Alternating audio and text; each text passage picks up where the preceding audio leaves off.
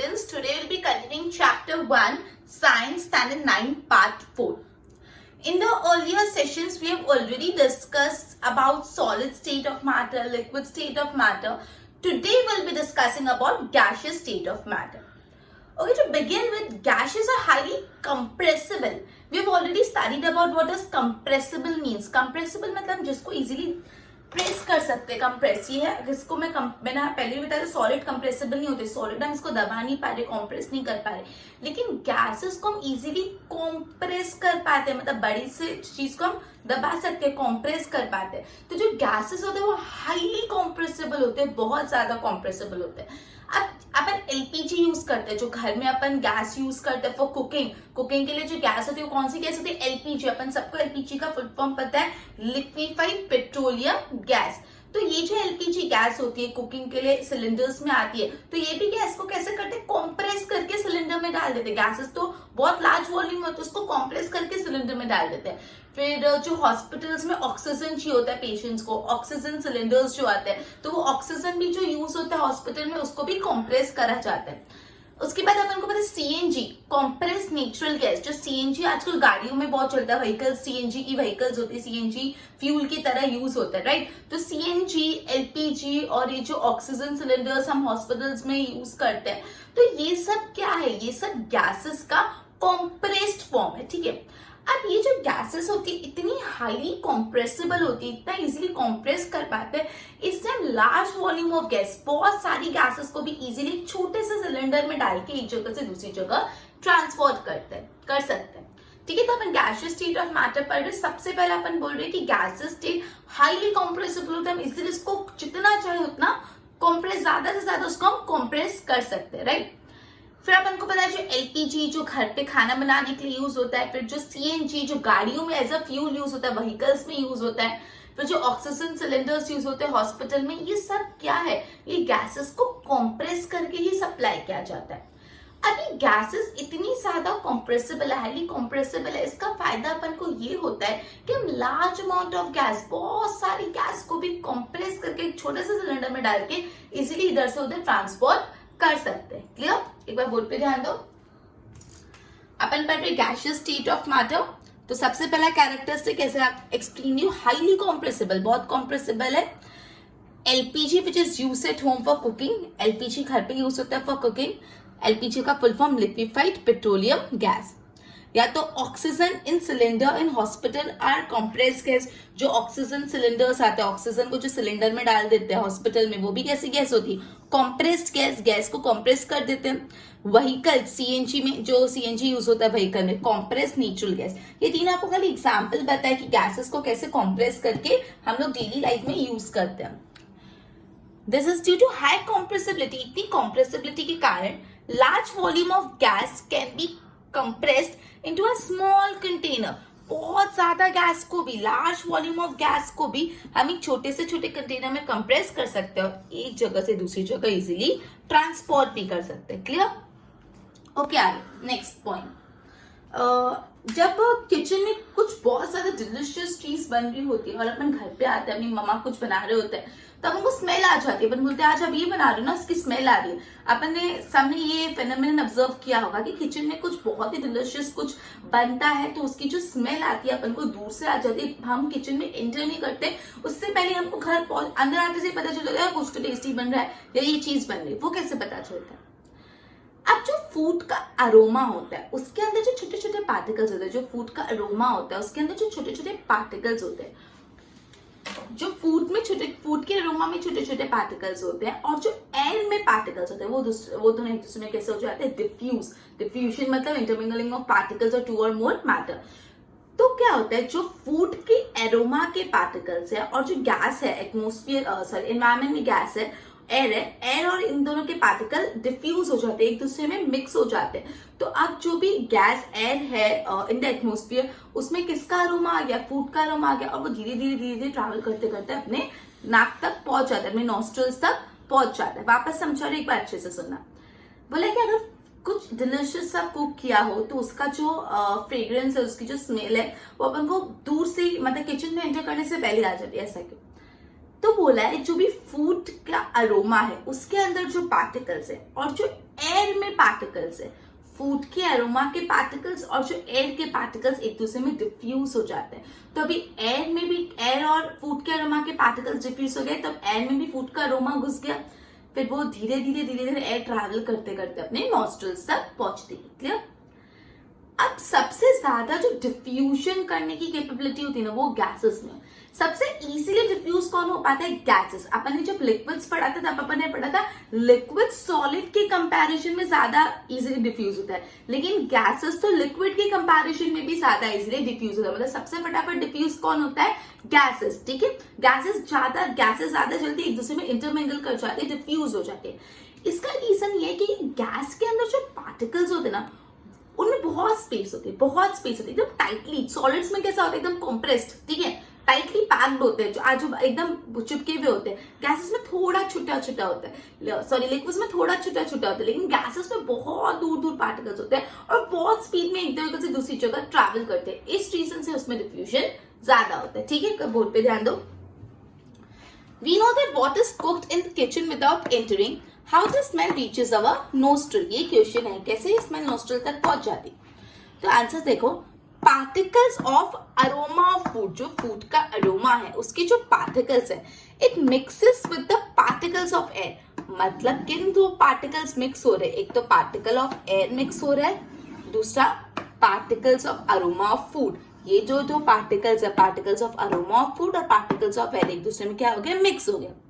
Spread from kitchen, mix होते होते kitchen से स्प्रेड होते होते अपने तक पहुंच जाते, इसलिए हमको उसकी फ्रेग्रेंस आ जाता है। ठीक है, ये इंपॉर्टेंट है, पूछ सकते हो 1 मार्क या 2 मार्क में कि कुक्ड फूड की स्मेल अपने तक कैसे पहुंच जाती है, अपने नॉस्ट्रल तक कैसे पहुंच जाती है अपन किचन में एंटर करते हैं उससे पहले।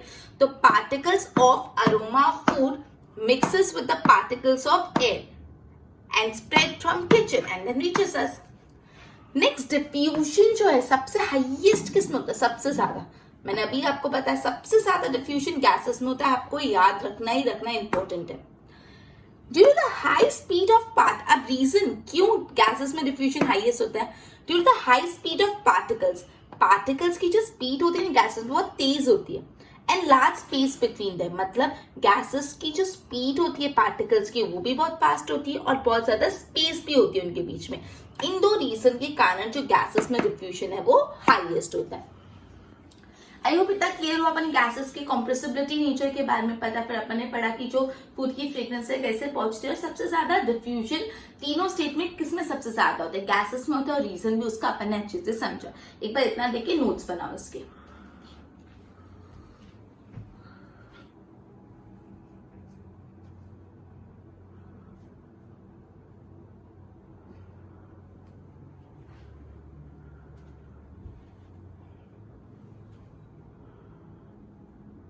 ओके, अब ना गैसेस स्टेट में पार्टिकल्स ना रैंडमली मूव करते हैं, that too the high speed. Randomly move करना मतलब कोई ऐसे नहीं, सपोज पार्टिकल ऐसे जा रहे हैं, ऐसे स्ट्रेट लाइन में जा रहे हैं या ऐसे वर्टिकल लाइन में जा रहे हैं, ऐसे नहीं, वो रैंडमली मूव करते। कोई पार्टिकल किधर जा रहा है, कोई पार्टिकल किधर जा रहे हैं, कहीं भी मूव करते, रैंडमली मूव करते और भी फास्ट मूव करते। तो जब पार्टिकल्स रैंडमली और फास्ट मूव करते तो एक दूसरे से टकरा जाते थे, हिट ईच अदर, वो एक दूसरे से टकरा जाते हैं। और जिस भी कंटेनर में वो वेसल को डाले, सपोज जिस सिलेंडर में गैस को डाला है तो वो सिलेंडर की वॉल से भी टकराता है और एक दूसरे से भी टकराते हैं। मतलब फॉर एग्जांपल रैंडमली अगर कुछ लोगों को ऐसे रैंडमली वो लोग चल रहे जोर जोर से, तो एक दूसरे से टकराएंगे, दीवारों से भी टकराएंगे ना। उसी तरह जो गैसेस के पार्टिकल्स होते हैं वो रैंडमली मूव करते हैं और वो भी हाई स्पीड पे मूव करते हैं, तो वो एक दूसरे को भी हिट करते हैं और जिस भी कंटेनर में उसको डाला चाहता है उसकी वॉल्स को भी हिट करते हैं। तो अपन हमेशा बोलते हैं जो गैसेस होते हैं ना वो हमेशा प्रेशर एक्सर्ट करते हैं, गैसेस एक्सर्ट प्रेशर। तो ये प्रेशर भी इस कारण से ही होता है, गैसेस के पार्टिकल्स रैंडमली मूव करके कंटेनर के वॉल्स को हिट करते हैं, जिस भी कंटेनर में वो होता है उसकी वॉल को वो हिट करते हैं, इसलिए उस वॉल पे क्या आता है? प्रेशर आता है। जोर जोर से हिट करेगी तो उसमें उस रीजन से प्रेशर आता है। क्लियर हुआ इतना मैंने क्या बोला? ओके, अब बोर्ड पे ध्यान दो। इन गैसेस पार्टिकल्स मूव रैंडमली और हाई स्पीड, मतलब पार्टिकल्स ऑफ गैस इधर उधर रैंडमली, कोई ऑर्डर नहीं, कैसे भी टेढ़े मेढ़े रैंडमली हाई स्पीड में मूव करते हैं। अगर वो रैंडमली हाई स्पीड में मूव करते तो इसका क्या असर आएगा? दे हिट ईच अदर, वो एक दूसरे को टकरा जाते हैं, एक दूसरे के साथ ही नहीं but also the walls of container, मतलब जिस भी कंटेनर में उसको डाला गया है उसकी वॉल से भी टकराते हैं। मतलब सपोज अगर गैसेस को एक सिलेंडर में डाला है तो वो सिलेंडर की वॉल से भी टकराएंगे, एक पाइप में तो उससे भी टकराएंगे, जिधर भी डाला है वॉल से टकराते हैं। प्रेशर एक्सर्टेड बाय गैस, मैंने बताया कि हमेशा अपन बोलते हैं गैस क्या एक्सर्ट करते हैं, प्रेशर। वो क्यों होता है? Is because of this force exerted by the gas particles. ये जो गैस पार्टिकल्स एक दूसरे से टकरा टकरा के फोर्स एक्सर्ट करें ना, उस रीजन से ये प्रेशर होता है per unit area on the walls of container. मतलब कंटेनर के वॉल्स पे पर यूनिट एरिया, एक यूनिट एरिया पे ये जो particles of gas force exert करते हैं, उस रीजन से गैसेस प्रेशर एक्सर्ट करते हैं, ऐसा बोला जाता है। ठीक है, अब यहाँ पे देखो सॉलिड में पार्टिकल्स देखो कैसे arrange, systematically 1 2 3 systematically line wise, and that too नजदीक नजदीक, कॉम्पैक्ट है, नजदीक नजदीक और एकदम सिस्टमैटिकली अरेंज है। ठीक है, लिक्विड में देखो पार्टिकल्स इधर उधर है, इधर उधर है। अब ये मूव भी ऐसे ही करते हैं सिस्टमैटिकली। ठीक है, लिक्विड्स में कोई इधर कोई इधर कोई इधर, स्पेस है, बहुत स्पेस है, कोई इधर जा रहा है कोई इधर जा रहा है, कुछ ऑर्डर नहीं है यहाँ पे भी इतना प्रॉपर। अब गैसेस में तो इतने दूर दूर पार्टिकल्स है, एक यहाँ एक यहाँ एक यहाँ, कोई इधर जा रहा है कोई इधर, कोई ऐसे जा रहा है कोई ऐसे जा रहा है कोई ऐसे जा रहा है, इनका कोई मूवमेंट का ठिकाना ही नहीं, कोई किधर भी जा रहा है। ठीक है, तो ये फिगर के द्वारा तुमको ये बताया गया कि जो सॉलिड, लिक्विड और गैसेस के पार्टिकल्स कैसे अरेंज होते हैं। ओके, तो अपन ने ये पढ़ा कि जो गैसेस होते हैं उसके जो पार्टिकल्स रैंडमली मूव करते हैं, that too at very high speed, इस वजह से वो एक दूसरे से टकरा जाते हैं, they hit each other and they also hit the wall of container, वो कंटेनर की वॉल को भी हिट करते हैं। ये जो कंटेनर की वॉल को हिट करते हैं, इस रीजन से वो लोग क्या एक्सर्ट करते हैं, प्रेशर एक्सर्ट करते हैं। हम हमेशा बोलते हैं गैसेस एक्सर्ट प्रेशर, वो किस रीजन से होता है, इसी रीजन से होता है बिकॉज जो गैसेस के पार्टिकल्स है वॉल से जोर जोर से टकरा के उधर फोर्स देते हैं। ठीक है, तो इन शॉर्ट मैंने अभी तक सॉलिड, लिक्विड और गैसेस पढ़ा। एक बार पहले इसको अच्छे से देख के नोट डाउन कर लो, फिर मैं आगे आपको आगे समझाती हूँ।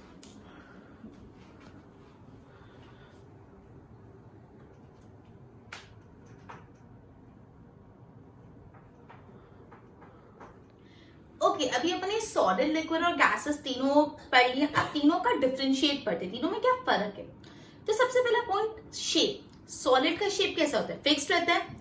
लिक्विड का शेप कैसा होता है, फिक्स नहीं होता। लिक्विड का तो कोई फिक्स नहीं शेप नहीं होता, take the shape of the vessel in which it is kept. Similarly gases का भी कोई शेप नहीं होता। तो इधर देखो, शेप की बात आई तो सॉलिड का शेप फिक्स्ड होता है, लिक्विड का कोई फिक्स शेप नहीं होता, गैसेस का भी कोई फिक्स शेप नहीं होता। नेक्स्ट है वॉल्यूम, राइट। वॉल्यूम, सॉलिड की फिक्स वॉल्यूम होती है, सॉलिड एक पर्टिकुलर जगह ऑक्यूपाई करता है, वॉल्यूम फिक्स्ड है। लिक्विड्स की भी फिक्स्ड वॉल्यूम होती है, लेकिन गैसेस की वॉल्यूम फिक्स्ड नहीं होती। क्लियर। पहले शेप और वॉल्यूम। शेप में क्या है, सॉलिड का शेप फिक्स होता है, लिक्विड और गैसेस का फिक्स नहीं होता। वॉल्यूम तो सॉलिड और लिक्विड दोनों की वॉल्यूम फिक्स्ड होती है, लेकिन गैसेस की वॉल्यूम फिक्स नहीं होती। नेक्स्ट है रिजिडिटी। सॉलिड एकदम रिजिड होते हैं, वो टूटते नहीं है बाहर से, अगर मतलब they do not change their shape. अगर एक्सटर्नल फोर्स भी अप्लाई हो रहा है तो अपना शेप नहीं बदल देंगे, मतलब अगर सपोज कोई चीज है वो उसका शेप ही नहीं बदल देंगे, वो रिजिड रहते हैं। लेकिन जो लिक्विड्स और गैसेस होते हैं वो रिजिड नहीं होते, वो इजीली फ्लो हो जाते हैं, फ्लूइड होते हैं। क्या हो जाते हैं, फ्लो हो जाते हैं, फ्लूइड होते हैं, वो अपना शेप बदल देते हैं। ठीक है, उसके बाद दो चीजें, वो दोनों है ना, डिफरेंस अच्छे से समझना, इंटरमोलिकुलर फोर्स और इंटरमोलिकुलर स्पेस। इंटरमोलिकुलर फोर्स मतलब क्या होता है, फोर्स ऐसा बोलता है कि जो भी पार्टिकल्स है एक दूसरे के साथ कितने टाइटली बाइंड किए हुए, मतलब उनको अलग करना, उनको एक दूसरे से अलग करना कितना डिफिकल्ट है। इंटरमोलिकुलर फोर्स क्या होता है, कितनी टाइटली पार्टिकल्स एक दूसरे से बाइंड किए गए। सॉलिड जो होते हैं उसमें जो पार्टिकल्स होते हैं बहुत टाइटली बाइंड किए गए, उनको अलग करना बहुत डिफिकल्ट होता है। तो जो इंटरमोलिकुलर फोर्स है, जो एक दूसरे के अंदर फोर्स, वो सॉलिड में मैक्सिमम होता है, बहुत ज्यादा इंटरमोलिकुलर फोर्स होता है। लिक्विड में इंटरमोलिकुलर फोर्स होता है क्योंकि वो थोड़े थोड़े होते हैं, लेकिन सॉलिड से कम। और गैसेस में तो बिल्कुल भी इंटरमोलिकुलर फोर्स होता ही नहीं, वो एक दूसरे से डायरेक्टली बाइंड नहीं होते, वो इजीली दूर हो जाता है। अब आ जाते हैं इंटरमोलिकुलर स्पेस। अब देखो, सॉलिड अपन ने ऑलरेडी पढ़ा, पर नजदीक नजदीक रखे हुए तो उनके बीच में स्पेस कम होती, जो पार्टिकल्स होते हैं सॉलिड में वो नजदीक नजदीक प्लेस होते हैं, स्पेस कम होती है। तो इंटरमोलिकुलर स्पेस जो है सॉलिड में मिनिमम, कम से कम, वो लोग एक दूसरे के बीच में जगह ही रखते, स्पेस नहीं, मतलब इंटरमोलिकुलर स्पेस मिनिमम, और जगह नहीं इसलिए बहुत टाइटली बाइंड है, तो इंटरमोलिकुलर फोर्स मैक्सिमम। दोनों उल्टा जा रहे हैं, स्पेस कम है सॉलिड में, इंटरमोलिकुलर स्पेस, लेकिन फोर्स मैक्सिमम है। लिक्विड में जो इंटरमोलिकुलर स्पेस होती है सॉलिड से थोड़ी ज्यादा होती है, थोड़ा दूर दूर होते हैं लिक्विड में, और गैसेस में तो बहुत इंटरमोलिकुलर स्पेस होती है, बहुत दूर दूर होते हैं उसके पार्टिकल्स। समझ है, दोनों इंटरमोलिकुलर फोर्स और इंटरमोलिकुलर स्पेस। इंटरमोलिकुलर फोर्स मतलब जो भी आपका मैटर उसके पार्टिकल्स कितनी टाइटली एक दूसरे को बाइंड करते हैं, कितनी टाइटली एक दूसरे से होल्ड करके रखते हैं, उनको अलग करना कितना डिफिकल्ट है। और इंटरमोलिकुलर स्पेस मतलब पार्टिकल्स कितना दूर दूर रखे गए। लास्ट में कॉम्प्रेसिबिलिटी, अपन को पता है सॉलिड को कॉम्प्रेस करना बहुत डिफिकल्ट होता है, सॉलिड में कॉम्प्रेसिबिलिटी नेग्लिजिबल होती है, ना के बराबर, उसको हम कॉम्प्रेस ही नहीं कर पाते। लिक्विड में कॉम्प्रेसिबिलिटी होती है सॉलिड से ज्यादा, और हाई, सबसे हाई कॉम्प्रेसिबिलिटी किसमें होती है? गैसेस में। क्लियर? बोर्ड पे ध्यान दो। अपन ने पढ़ा सबसे पहले शेप, सॉलिड का फिक्स शेप, लिक्विड का कोई फिक्स शेप नहीं, गैसेस का भी कोई फिक्स शेप नहीं। वॉल्यूम, सॉलिड का फिक्स वॉल्यूम होता है, लिक्विड का भी फिक्स वॉल्यूम होता है, गैसेस का कोई फिक्स वॉल्यूम नहीं होता। रिजिडिटी, सॉलिड एकदम रिजिड होते हैं, वो फ्लो नहीं करते। लिक्विड्स फ्लो होते हैं, वो रिजिड नहीं होते। गैसेस भी फ्लो होते हैं, वो रिजिड नहीं होते। इंटरमोलिकुलर फोर्स, सॉलिड में बहुत होता है, बहुत टाइटली बाइंड होते हैं पार्टिकल्स। लिक्विड में सॉलिड से कम होता है, और गैसेस में तो एकदम मिनिमम होता है। इंटरमोलिकुलर फोर्स होता ही नहीं, एकदम मिनिमम होता है। ओके, उसके बाद आता है इंटरमोलिकुलर स्पेस। सॉलिड पे बहुत नजदीक नजदीक होते हैं पार्टिकल्स, इंटरमोलिकुलर स्पेस एकदम लेस। लिक्विड में सॉलिड से थोड़ी ज्यादा, और गैसेस में तो बिल्कुल ही कम। कॉम्प्रेसिबिलिटी, सॉलिड को हम कॉम्प्रेस कर ही नहीं सकते, नेग्लिजिबल। लिक्विड्स में थोड़ा बहुत कंप्रेसिबिलिटी होती है, और गैस तो हाईली कंप्रेसिबल होते हैं, उनको जितना चाहो मैक्सिमम लेवल तक कॉम्प्रेस कर सकते हैं। आई होप इतना क्लियर हुआ। तीनों डिफरेंस ये बहुत इंपॉर्टेंट है, तीनों का, सॉलिड, लिक्विड, गैसेस, तीनों का डिफरेंस। एक बार इसको देख के अच्छे से नोट्स बना लो।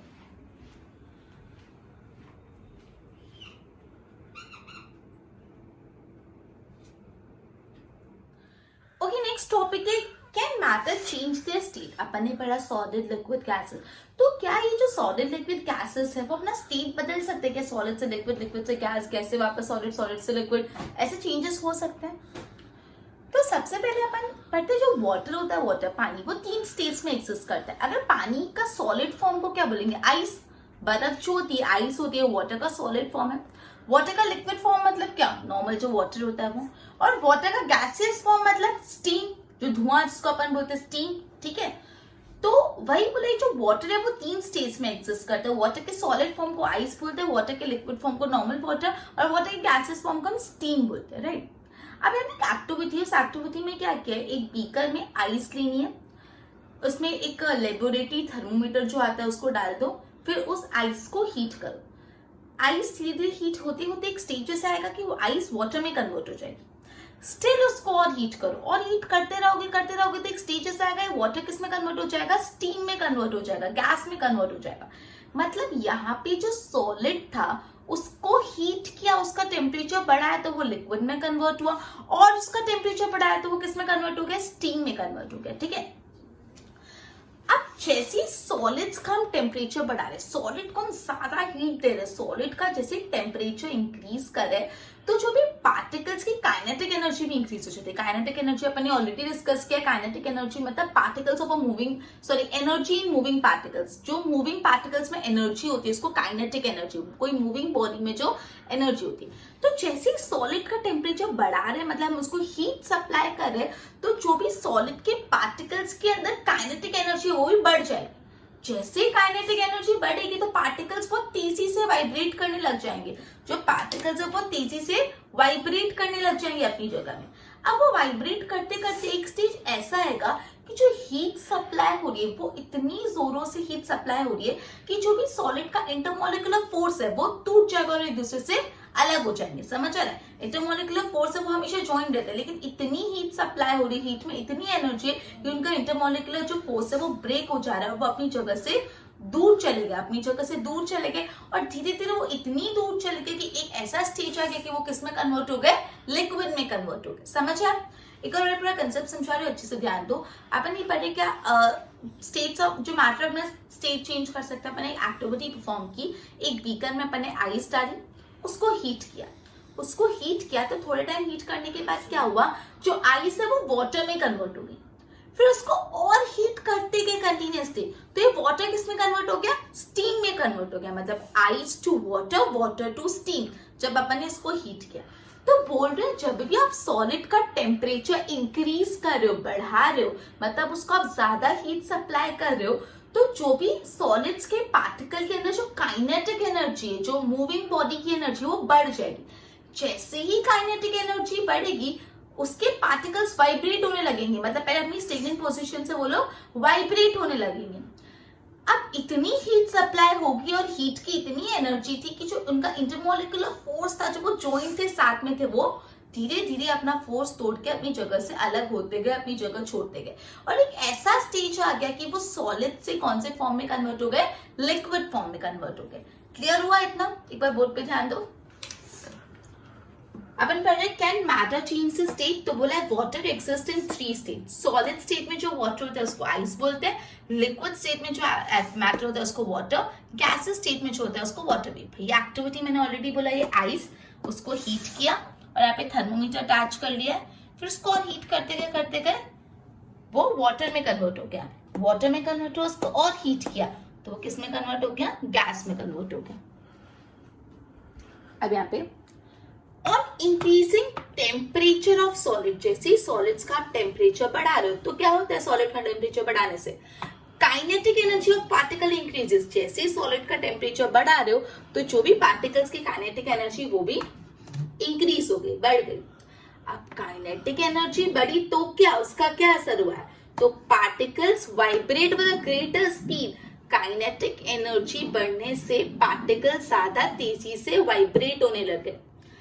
अब energy supplied by the heat overcome the force of attraction between them.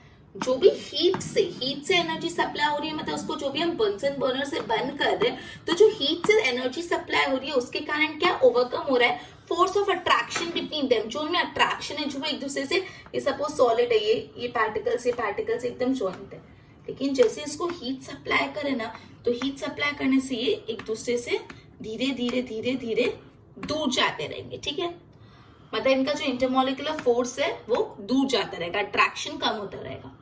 Particles leave the fix position, अपनी फिक्स पोजीशन छोड़ के वाइब्रेट करते हैं फ्रीली, और एक ऐसा स्टेज आ जाता है व्हेन सॉलिड मेल्ट हो जाता है, किसमें कन्वर्ट हो जाता है, liquid. A stage is reached when solid melts and get converted into liquids. Okay, I hope इतना क्लियर। अभी अपन एक एक्टिविटी की solid to liquid, liquid to gas, और ये पूरा प्रोसेस भी समझाया कि सॉलिड टू जो लिक्विड कैसे कन्वर्ट हुआ, हीट सप्लाई होने से क्या क्या चेंजेस होते हैं एक सॉलिड स्टेट में। इतना क्लियर? एक बार इसको देख के नोट्स बना लो।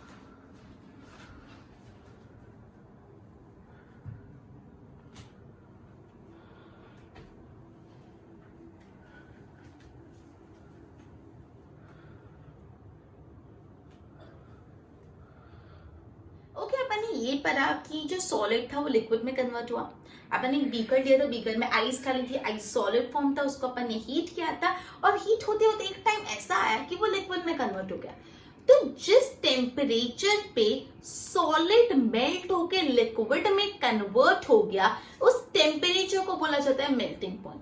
जिस टेम्परेचर पे जो सॉलिड था वो मेल्ट होकर लिक्विड में कन्वर्ट हो गया, उस टेम्परेचर को बोला जाता है मेल्टिंग पॉइंट। मेल्टिंग पॉइंट मतलब होता है कि अपन एक सॉलिड को हीट करते जा रहे, लेकिन हीट करते करते एक ऐसा टेम्परेचर आ गया जो वो लिक्विड में कन्वर्ट हो गया, तो उसको बोलते हैं अपन मेल्टिंग पॉइंट। अब ये मेल्टिंग पॉइंट से हमको ये पता चलता है कि जो सॉलिड है उसके पार्टिकल्स में कितना फोर्स ऑफ अट्रैक्शन है। मतलब फॉर एग्जांपल आप एक सॉलिड को हीट करते जा रहे, उसको बहुत टाइम लग रहा है मेल्ट होने में। अगर उसको बहुत टाइम लग रहा है मेल्ट होने में, मतलब उसका मेल्टिंग पॉइंट बहुत हाई है, बहुत ज्यादा टाइम बाद जाके मेल्ट होता है। मेल्टिंग पॉइंट हाई है मतलब क्या, उसमें फोर्स ऑफ अट्रैक्शन बहुत ज्यादा है, स्ट्रेंथ बहुत ज्यादा है, कि उनको धीरे धीरे अलग करने में टाइम लगता है। समझ आई बात? उसके बाद है melting point of ice. Ice का मेल्टिंग पॉइंट है 273.16 केल्विन, 273.16 केल्विन। अब अपन ने पढ़ा जिस टेम्परेचर पे सॉलिड मेल्ट होके लिक्विड में कन्वर्ट होता है उसको बोलते हैं मेल्टिंग पॉइंट, जिस टेम्परेचर पे। लेकिन ये जो प्रोसेस है, प्रोसेस जिसमें सॉलिड मेल्ट होके लिक्विड में कन्वर्ट होता है, उसको क्या बोलते हैं, फ्यूजन। क्या बोलते हैं, फ्यूजन। क्लियर? समझ है? उसको बोलते हैं फ्यूजन। एक बार बोर्ड पे ध्यान दो। अपन ने पढ़ा था temperature at which solid melts to become liquid, जिस टेम्परेचर पे सॉलिड मेल्ट होकर लिक्विड पे कन्वर्ट हो जाता है उस at the atmospheric pressure, normal atmospheric pressure पे, तो उसको बोलते हैं melting point. Melting point of solid is an indicator of the strength of force of attraction between them. ये मैंने तुमको समझाया कि मेल्टिंग पॉइंट एक ऐसा इंडिकेटर है कि जो भी पार्टिकल्स है उसमें कितना फोर्स ऑफ अट्रैक्शन है. मतलब मेल्टिंग पॉइंट बहुत ज्यादा है. मेल्टिंग पॉइंट ज्यादा है मतलब क्या, उसको मेल्ट होने में टाइम लग रहा है. टाइम लग रहा है मतलब क्या, उसका फोर्स ऑफ अट्रैक्शन बहुत ज्यादा है. मेल्टिंग पॉइंट बहुत कम है इसीलिए मेल्ट हो जा रहा है. इसका मतलब क्या, उसके पार्टिकल्स में फोर्स ऑफ अट्रैक्शन बहुत कम है. ठीक है. मेल्टिंग पॉइंट ऑफ आइस अपन ने डिस्कस किया 273.16 केल्विन, याद रखना. अब ये जो प्रोसेस है ऑफ मेल्टिंग, दैट इज जो सॉलिड लिक्विड में कन्वर्ट हो जाता है उसको बोलते हैं फ्यूजन. जो प्रोसेस है मेल्ट होने का उसको फ्यूजन बोलते हैं, और जिस टेम्परेचर पे मेल्ट हो रहे हैं उसको मेल्टिंग पॉइंट बोलते हैं. क्लियर हुआ इतना? ओके, तो एक बार अपन ने जितना ही बड़ा उसको सम अप कर लेते हैं. सबसे पहले अपन ने स्टार्ट करा अपना लेक्चर गैसेस स्टेट्स है, उसमें अपन ने पढ़ा कॉम्प्रेसिबिलिटी के बारे में.